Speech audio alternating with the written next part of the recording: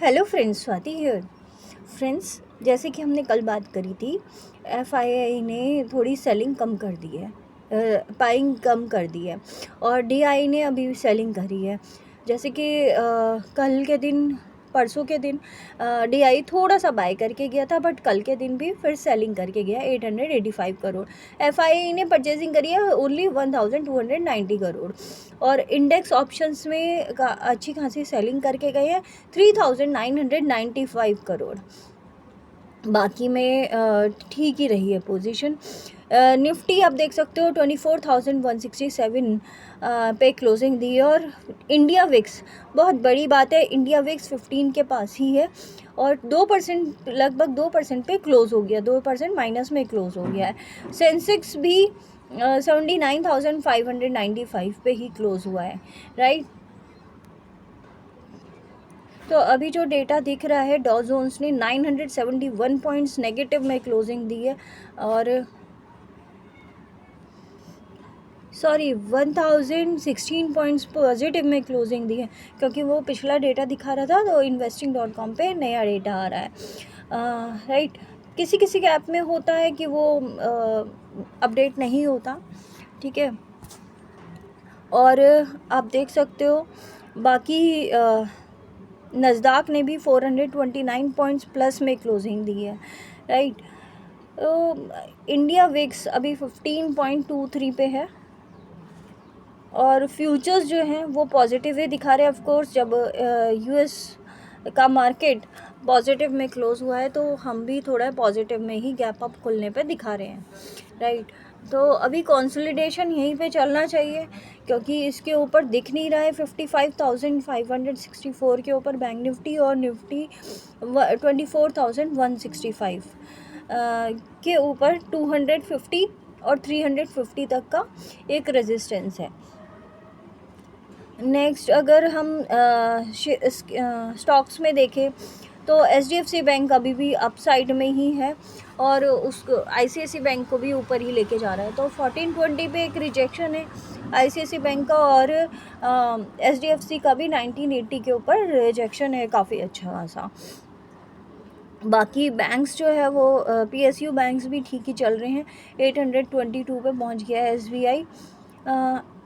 और रिलायंस आप देख सकते हो थोड़ा सा, जैसे कि इतना पॉजिटिव था उसके बाद भी रिलायंस इतना ज़्यादा अप साइड में मूव नहीं किया, इसी वजह से निफ्टी भी अप साइड में मूव नहीं किया, जबकि बैंक निफ्टी में काफ़ी अच्छा मूवमेंट दिया था, राइट। जैसे कि आप देख सकते हो ये वारे इंजीनियरिस एनर्जीज़ है और इसमें जो डेटा दिख रहा है ये ऑलमोस्ट यहीं पर रहता है, 2000 के पास किया था ये लास्ट 3 दिन पहले और अभी 2615 पे ही लाई कर रहा है।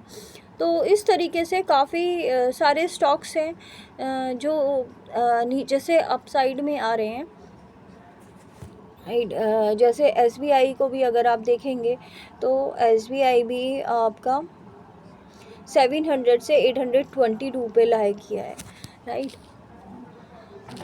तो 680 के नीचे भी नहीं गया था वो, हम उस पॉइंट पे बैठे हुए थे, बट स्टिल गोल्ड थोड़ा सा कूल डाउन हुआ है 3000 जैसे कि 400 के ऊपर दिखा रहा था और अभी जो है ये 3390 पे ही दिखा रहा है, राइट। कल से तो थोड़ा ज़्यादा है बट स्टिल जो प्रीवियस क्लोज था वो 3419 पे था, तो 3400 के नीचे ये थोड़ी अच्छी बात है और इसके ऊपर जाना भी नहीं चाहिए, अभी कूल डाउन होना चाहिए गोल्ड भी, क्योंकि काफ़ी हाइस लगा चुका है ये।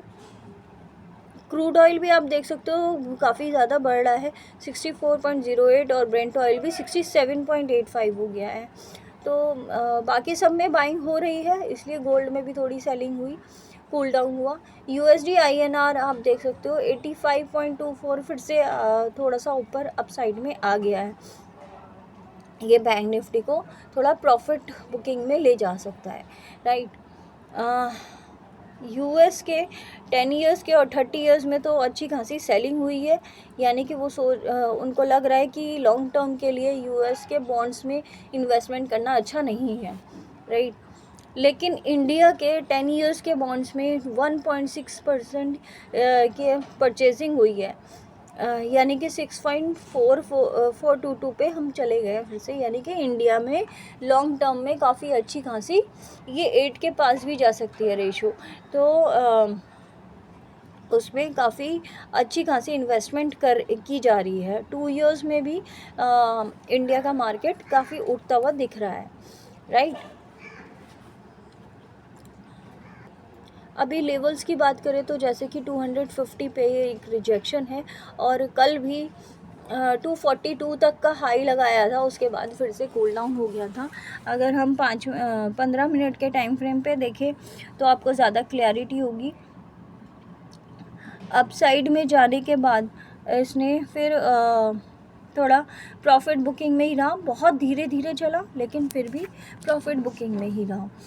और सेंसेक्स की अगर हम बात करें, जिसकी कल एक्सपायरी थी, तो ये हाई गया था आपका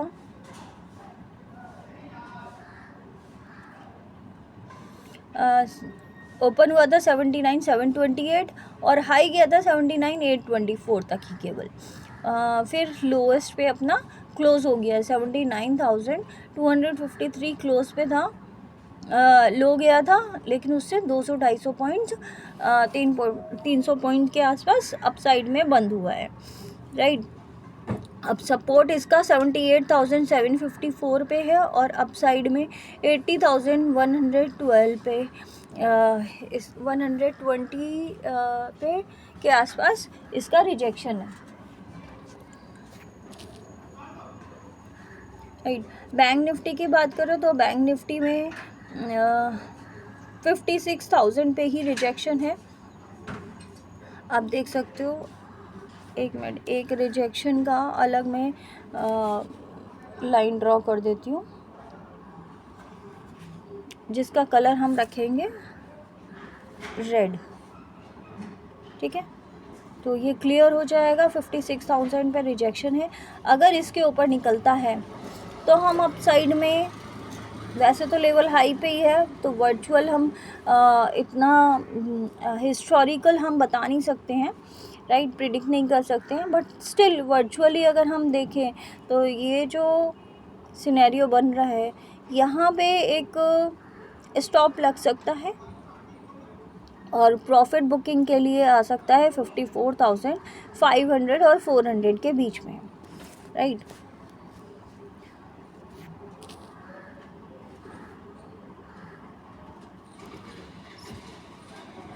अगर हम बोले कि अभी फिर निफ्टी और इनका भी देख लेते हैं, बाकी इंडेक्सेस का, तो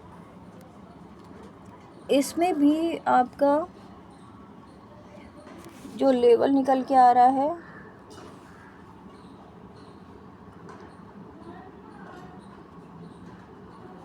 26,720 का लेवल है, राइट, रिजेक्शन का, जहाँ पे हाई लगाया था इसने 76,726 पे, राइट। तो यही एक रिजेक्शन पॉइंट है, इसके ऊपर अगर टिकता है तो हम अप साइड के लिए जा सकते हैं, क्योंकि ये भी अपने हाई की तरफ है, लेवल हाई पे है, तो कुछ कहा नहीं जा सकता। बैंक निफ्टी की तरह फ़िलहाल चल रहा है, यहाँ पे स्टॉप लगना ज़रूरी है, फिर निफ्टी का भी और बैंक निफ्टी का भी।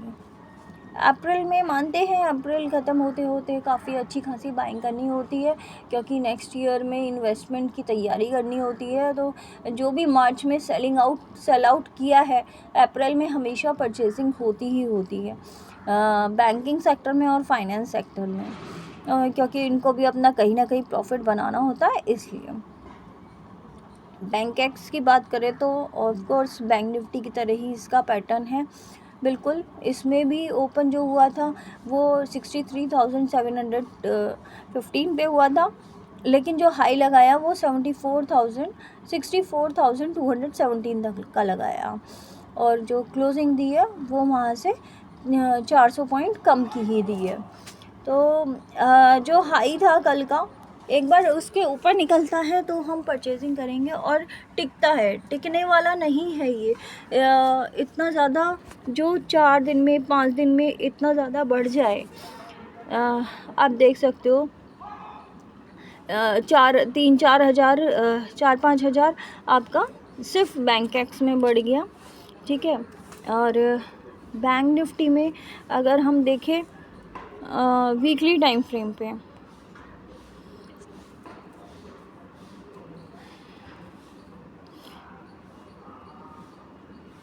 एक वीक में ही आपका लगभग 10 दिनों में ही आपका काफ़ी अच्छे लेवल पे 51,000 से सीधा 5,000 के आसपास यहाँ पे भी बढ़ गया। और निफ्टी में आप देख सकते हो, अगर निफ्टी में देखना है तो 23,000 से लेकर और अभी 24,000 के ऊपर ही लाई कर रहा है, 1,000 पॉइंट के ऊपर निफ्टी में भी आया है, राइट। तो निफ्टी में फ़िलहाल जगह इसलिए नहीं बढ़ पा रहा क्योंकि रिलायंस और जो वो मैनिपुलेशन के काम आते हैं तो वो इतनी जल्दी बढ़ने नहीं देंगे। आईटी के स्टॉक, रिलायंस, आईटीसी, इस टाइप के स्टॉक्स इसको नहीं बढ़ने दे रहे हैं, राइट।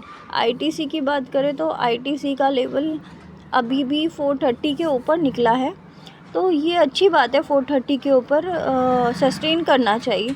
अगर ये इसके ऊपर सस्टेन कर देता है तो हम 450 और 480 तक के पैटर्न के लिए जा सकते हैं, राइट। अदरवाइज़ यहाँ से फिर से एक सेलिंग आ सकती है जो कि और नीचे लेके जा सकती है, राइट।